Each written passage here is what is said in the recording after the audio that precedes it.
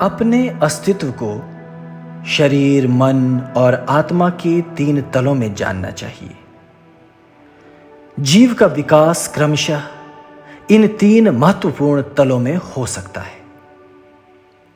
जब मनुष्य अपने अस्तित्व को शरीर जानता है तो उसके लिए शरीर की आवश्यकताएं पूरी करना ही प्रधान लक्ष्य होता है।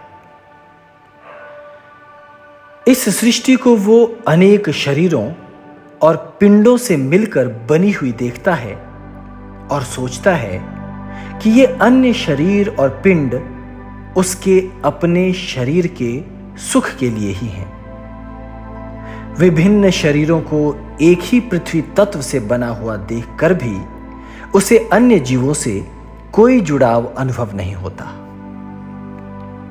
किंतु मनुष्य जब अपने अस्तित्व में कुछ गहरे उतरता है तो उसे मन के संसार का दूसरा कुछ मुक्त तल मिलता है।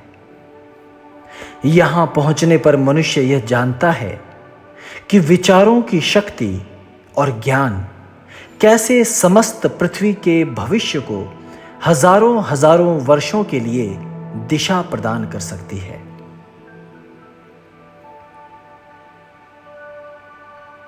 और वो ये भी जानता है कि कैसे कोई एक विचार अनगिनत मनुष्यों के प्राणों से ऊपर है। इस स्थिति में व्यक्ति विभिन्न विचारों से बंधे मनुष्यों के जुड़ाव को देख पाता है। परिवार, समाज, राजनीति आदि संबंध जो विभिन्न मनुष्यों में समरूपता स्थापित करते हैं, इस तल में पहुंचे मनुष्यों द्वारा ही निर्मित हो पाते हैं।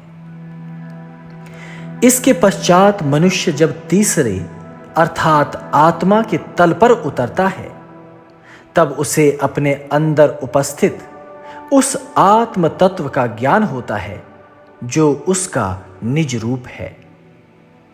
जैसे शरीर के तल में जीने वाले मनुष्य को सभी शरीरों के तत्वों से बने होने का भान होता है, एवं मन के तल पे जीने वाले मनुष्यों को भिन्न भिन्न विचारों से जुड़ी शक्ति और विचार द्वारा सभ्यता की गति का भान रहता है, उसी प्रकार आत्मा के तल पर पहुंचे मनुष्य को आत्मा के जीवंत प्रकाश का, इस संपूर्ण सृष्टि के जीवन और अन्य पदार्थों के सत्य का अनुभव होता है।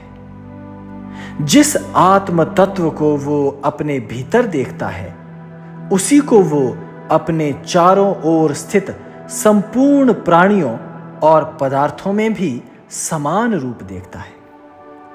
ऐसे व्यक्ति के अंदर विराट एवं विशुद्ध आनंद और प्रेम की उत्पत्ति होती है। इसके पश्चात चौथी अवस्था आती है जब ये आत्मज्ञानी मनुष्य स्वयं से ही प्रश्न पूछता है कि यह मैं रूपी आत्म तत्व कहां से आ रहा है। तब आत्मज्ञानी और गहरे उतरता है। यहां उसे आत्म तत्व का महासागर मिलता है जिसे परब्रह्म परमात्मा पुकारा जाता है।